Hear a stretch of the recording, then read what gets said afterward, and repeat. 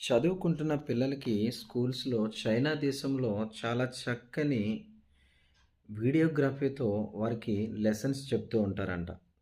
అది ఏంటంటే వారి తల్లిదండ్రులు చేస్తున్న కష్టాన్ని వారికి వీడియో రూపంలో స్కూల్లో, వారి కాలేజీల్లో చూపించి, తల్లిదండ్రులు ఏ విధంగా పిల్లల కొరకు కష్టపడుతున్నారు వారి కష్టాన్ని చూపిస్తే, అక్కడున్న పిల్లలు కన్నీటితో వారి హృదయాలు ఏమైపోతాయో ఒక్కసారి ఊహించుకోండి.